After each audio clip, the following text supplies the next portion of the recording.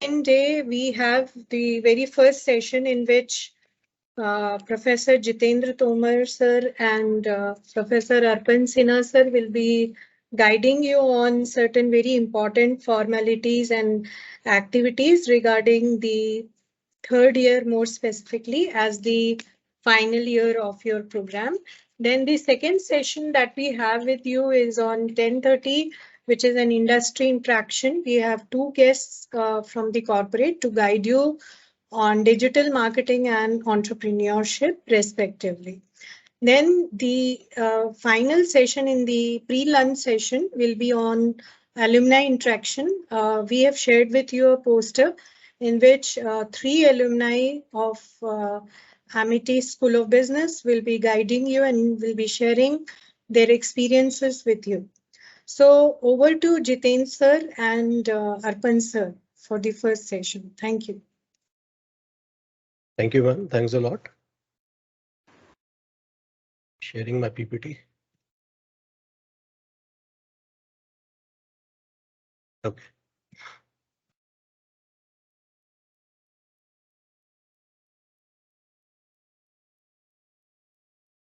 Good morning, all present. I welcome all the students who have advanced to their subsequent higher academic year of graduation and wish you all a continued success in life. We are meeting at the 5 days Diksharam program, which is for briefing and mentoring the senior students about the institutional and universities academic systems that are in place. But today on the second day of this 5-day program, I'm privileged to meet you. I am Jitendra Tomar and I'm representing Program Outcome Assessment Committee with my colleagues, Professor Arpan and Professor Mona and Professor Rajiv, and we'll discuss with you some important matter of program setups and how your evaluation takes place. I'm thankful to Director Amity School of Business, Dr. Sujata, for providing me the opportunity to exchange thoughts with my dear students, you all. In this session, we will explore the way in which your academic performance is measured and how we can bring improvements in your academic performance. So we'll be discussing about attainment of a student performance and program learning outcomes through rubrics, comprehensive examination and exit survey. And once we evaluate you, how we can bring in the improvements, both in your performance and in the program also. So if you see, let's try to understand in brief the summary of this statement. You know, attainment, if you talk about it, attainment of a student performance is you are familiar with it as it's checked with various evaluation methods adopted by a faculty member, which is teaching a specific course. The evaluation is done through a comprehensive examination. We'll discuss what these things are in detail, but just to give you brief, evaluation is done through examination that includes your internal assessments, end-term examinations. But you know, there are other tools also of evaluation categorized as direct measures and indirect measures.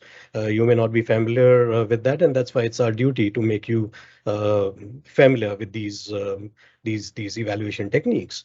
So these evaluations are done if you see on certain parameters, what these parameters are, where these parameters are defined and how these parameters are evaluated. This is going to be the focus of this current cast.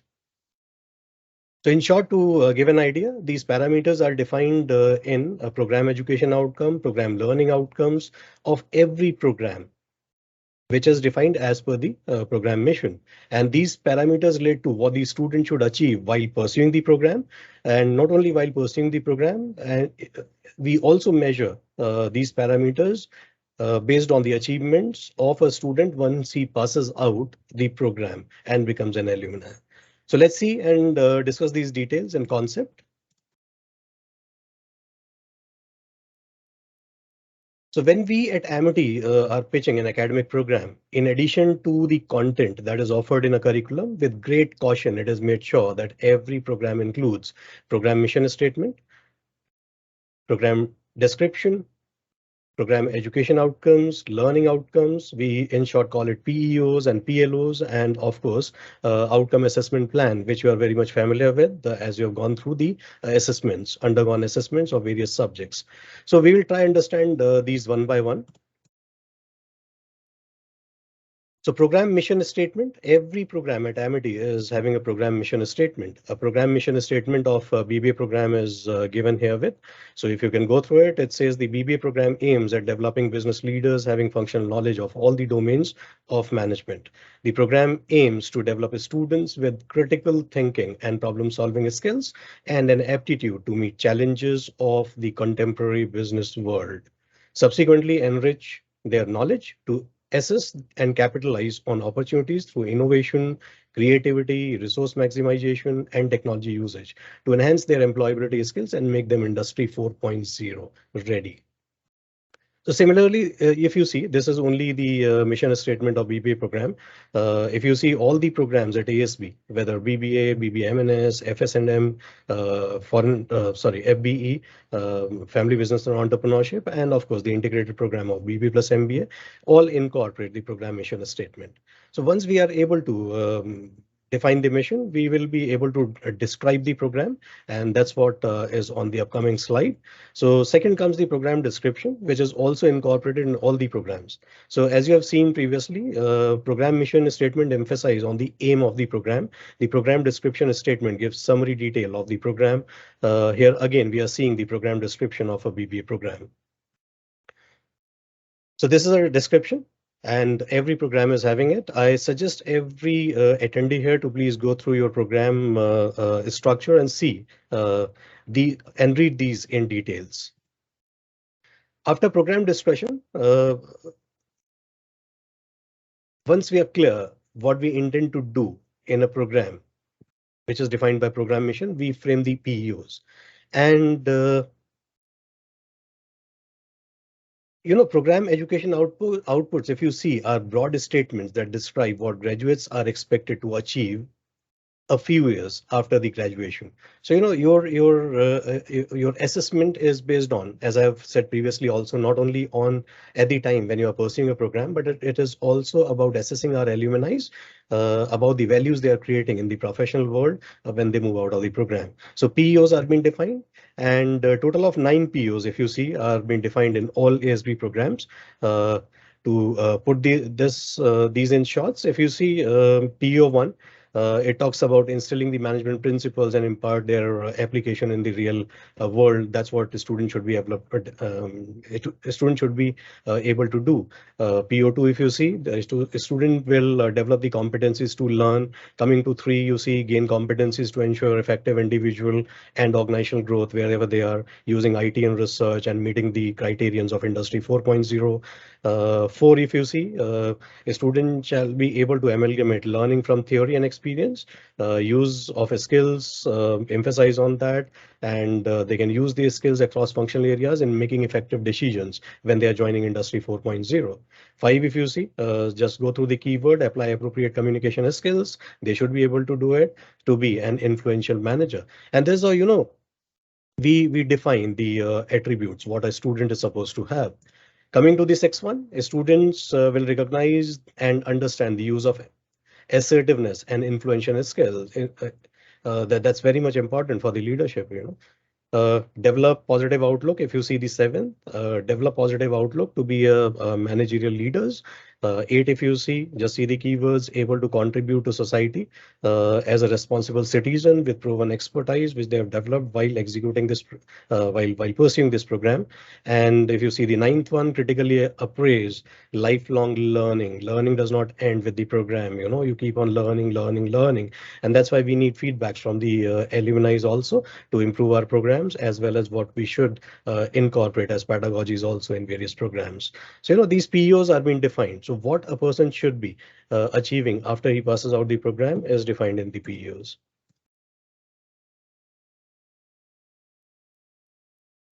The second comes the program learning outcomes. These are also important, and these are the parameters which a student should gain while he is pursuing the program. So coming to this particular important constitute of the program, you should understand what PLOs are all about. So PLOs are measurable statement. Again, remember measurable statement. They are going to be measured that describe knowledge or skills that a student achieve upon completion of their academic program. The primary focus in program learning outcome assessment is to demonstrate mastery in knowledge or skills in the summative manner, and to focus on the accumulation of essential learning that takes place over the duration of a program. If you see the bullet points here, PLOs are measured in line with the given 2 points, and that is what knowledge or a skill should an ideal graduate or a student earning professional certifications be able to demonstrate. And second, what tools, along with instruments or devices, theories and concepts or types of techniques, would students be able to apply to their career field upon completion of their program. Uh, in other words, if you say PLOs present the narrower statements that describe what the students are expected to know and be able to do by the time of their graduation when they are pursuing the program. Moving further, how we frame this is also very important to be known to all my friends here present here, that if we are defining the PLOs, how we are defining the PLOs. These PLOs are generally based on the graduate attributes, and if you see, go through these: discipline, knowledge and expertise, self-directed active learning, research and inquiry, critical thinking, problem solving, communication and skills. It talks about integrity and ethics, multicultural understanding, leaderships. 15 are being given here. Lifelong learning is 14th one. Environment and sustainability, that is also one. And that's why you see your program consists of various courses which are around these PLOs. So, every course has an objective. Every course will satisfy one or the other PLOs, and that's how your program is being structured.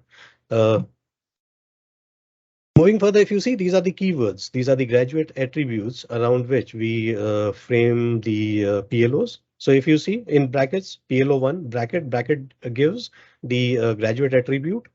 First one was discipline, knowledge and expertise. And here we are. So, it again talks about various keywords. So if you see here, a student should be able to develop comprehension of various functional areas. So he should have a knowledge and expertise of those functional areas. That's how it has been developed. PLO2, if you see, self-directed active learning, able to demonstrate knowledge and expertise of time management, effective resource management, and so on is being mentioned there.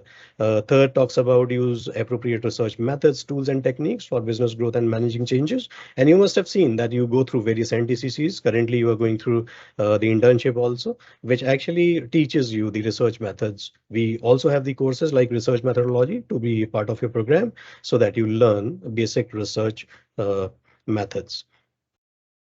So you name keywords are being given here. This talks about the fourth one talks about ICT, unified technologies, and everybody is expected to demonstrate knowledge of information management tools and how to use IT and how to synthesize information for all researchers in the current industry 4.0 scenario. 5, 6, 7, 8 again talks about various keywords, various graduate attributes. So critical thinking should be there.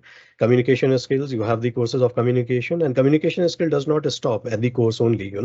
Various courses that you pursue have the vivas. So there also we evaluate the communication skills of the students. You are going to have your NTCC viva also coming up soon. You will be evaluated there again through rubrics, through direct measures, and we will evaluate your communication skills there. Creativity, innovation, reflective thinking, identify opportunities for innovation, demonstrate the unconventional ideas, and grow. Determine and evaluate alternative strategies using data analytics and predictive modeling. That's what is the eighth one. All these PLOs are available in your program structure. Only thing is that you escape it, and we think that you should be knowing it so that you understand that how we evaluate you, on what parameters we are evaluating you. Leadership and teamwork. So work effectively in a team, demonstrate excellent interpersonal and collaborative skills. Coming to the next one, identify diversity in culture. We talk about diverse workforce in today's date. So multicultural understanding needs to be there. Integrity and ethics, one important topic that we have, and one should be ethical enough to run the business. Social and emotional skills. So exhibit tolerance, empathy, apathy, flexibility, cooperation, everything comes here, you know. 13, 14, 15, again, employability, lifelong learning, environment and sustainability. As I said, this is very recently been added. Whatever we are doing, make sure that that is not impacting the environment negatively. So all these PLOs are being formed. I think so. You are now clear that PEOs and PLOs reflects the attributes for which assessment plan is being carried out. We require assessment plan, and your evaluation is based, assessment is based on these attributes only. So whatever we are developing, whatever PhDs we are developing, whatever assignments we are giving, that assignment is going to evaluate you on one or the other attribute that we have already gone through in PLOs and PEOs. And that's why, for evaluation of the student and to have a feedback towards the program, we need an outcome assessment plan, and that's what we are moving to. So as we have seen, there are intended PEOs and PLOs within every program. All students who pursue a particular program need to achieve these outcomes. Each individual student is examined in various ways to evaluate whether he or she has achieved the intended learning through that program. So the evaluation of the student is done in two manners. In the initial slide, I said there are direct measures, which includes comprehensive examination scores, embedded assignments, which talks about PhDs, etc. Rubrics is there. You may not be much familiar with the rubrics. I'll show you one demonstration here. Plagiarism check, you are familiar. Internships you are undergoing, and obviously the viva voce, not only the subject is specific, but in your NTCCs also. And there are indirect measures, external reviews, which may come from industry people. Currently, you are pursuing your internship, and this you already know that we would be requiring a feedback form from your industry guides. A student exit survey, when you move out, this is not towards building your result, but this is understanding what levels have you reached and what changes we may be requiring in our program. And of course, alumni survey is one important thing that we need to do. So all these we can discuss. Comprehensive examination, I've already talked about. We're not left with much of the time, so I'll wind this up. And comprehensive examination, you already know that has been carried out. Continuous evaluation is there. And if you see the second last point here, 60-40, 70-30, 50-50 is the structure of it. So internals and externals, that's how it has been divided, and you are evaluated on various components. But remember, all these components are affiliated to the PhDs, and PhDs are in line with the course learning outcome. Course learning outcome is in line with the program learning outcome. So every course structure is based on what PLOs are all about, and that's why we are able to design an outcome assessment plan in line with the mission of the program. Course embedded assignment, I've already told you, these are the PhDs. Each course comprises of a specific internal components that a student need to submit for his technical evaluation. Professional self-development activity. Maybe this is the first time maybe you are hearing the expanded form of it. Generally, we call it a PhD. So PhDs are there, and all PhDs, as the last point says, are mapped with the evaluation schema. So PhDs will be mapped with project assignments that you are submitting, home projects, quiz, midterms, and so on. Moving further, rubrics, it is very important method of evaluating a student. If you ask me, I'm a bit skeptic about your knowledge about rubrics. You may not be very much familiar with what rubrics is all about, So let's see, I'll give you one, I'll show you one specimen copy here of a rubric, and that'll make you understand. And this may be the first time you are hearing of rubric, but make sure that you focus on what idea of rubrics is, and make sure that your evaluation is very, very effective. Just to make you understand, there is qualitative work and quantitative work. Rubrics helps us to even evaluate your quality. It's not only about getting a mark. When you're writing, suppose, an answer, the way you have written the answer, or it's a reference to a case study. You are quoting instances of the case study. That is one thing. So you may be 100% right in quoting it, but the way you have quoted it, what intricacies you have included, what depth you have gone through, what references you have extracted, that will make us understand that to what depth you have a knowledge about that. So, rubrics generally helps us to do that. So it's very, very important. Let me see if I can show you this. So I'm unsharing this. I'll share one more file, which is about rubrics.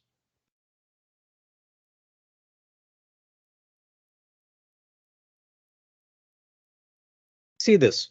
It's a rubric. You only think that you give the examination of FBL and behavioral sciences courses and leadership courses and human value courses, but there are certain other things which are not in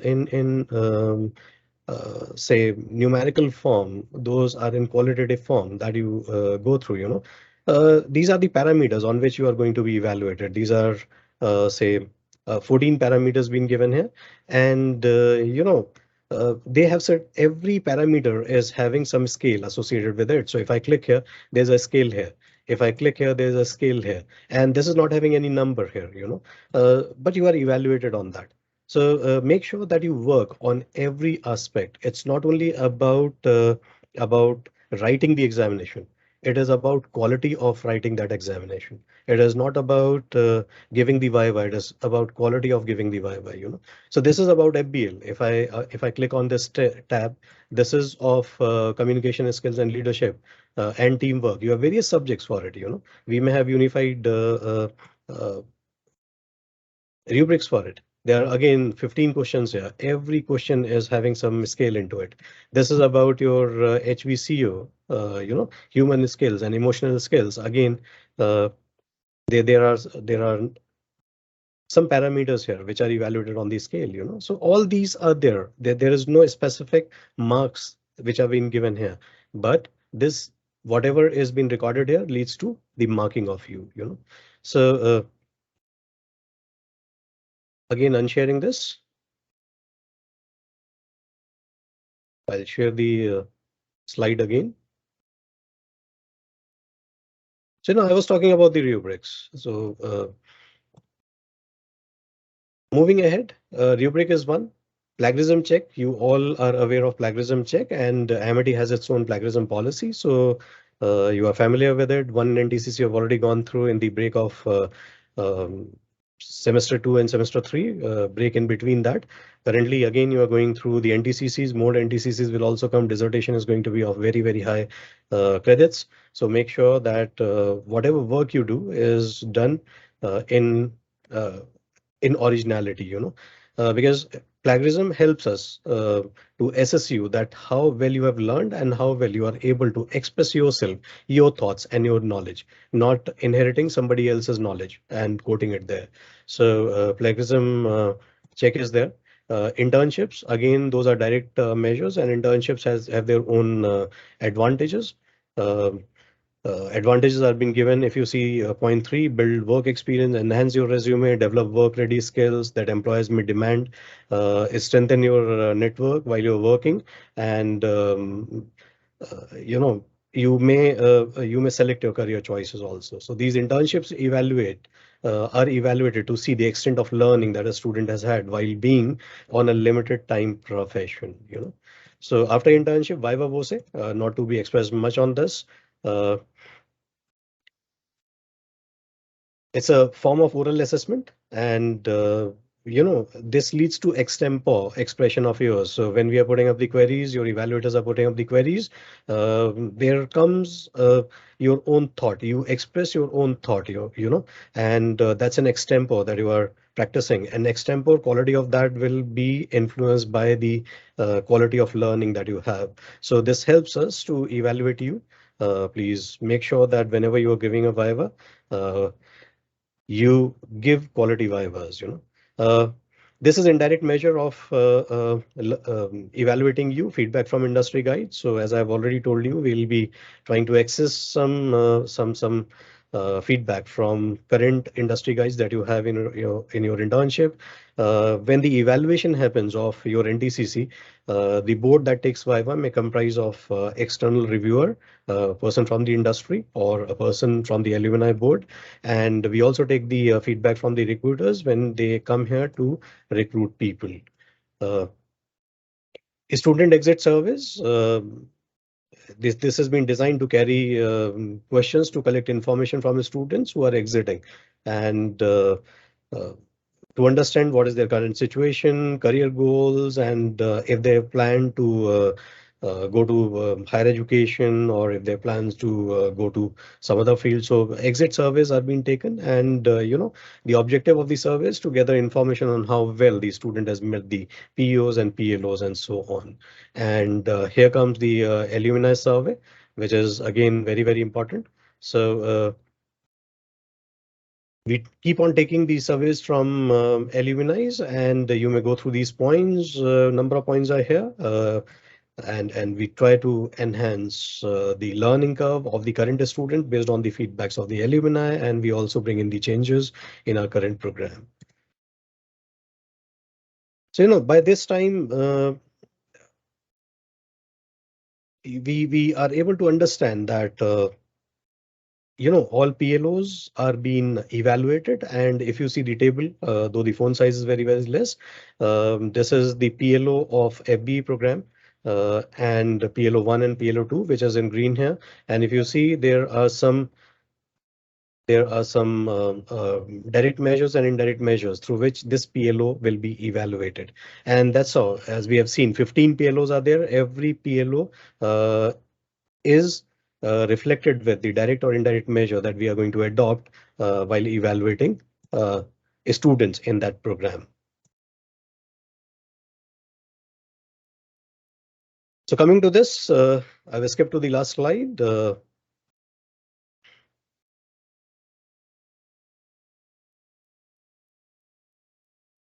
assessments can provide information about the knowledge and skills students have as they enter the course, because assessments can provide reliable data on the student learning, because assessments can make available richer data about the effects of the curriculum or teaching methods. They are they are the necessary activity, and why they are necessary, the 5 points which are being given here: to improve the learning skills, increase the student engagement, get more academic achievements, make sure that these students become self-learners so that they go out and make sure that they are contributing as a leader outside and improving the socioeconomic environment and improve goals and objectives. So assessment works as a roadmap to let the faculty know if all the objectives set out at the beginning of the semester or program have been met or not. Every assessment is mapped to a learning objective, as we have already seen. These objectives are listed at the beginning of the course of the program. In the closing remark, I'll suggest everyone here, all my good friends, young friends, to please go through your program structure and see what PLOs each course is having. You can download your syllabuses and see there the course learning outcomes are being given, which are a reflection of the PLOs. So please go through it and see what direct and indirect measures, components of those are given in your courseware. That's all from my side. Thank you, everybody. You had been a lovely audience.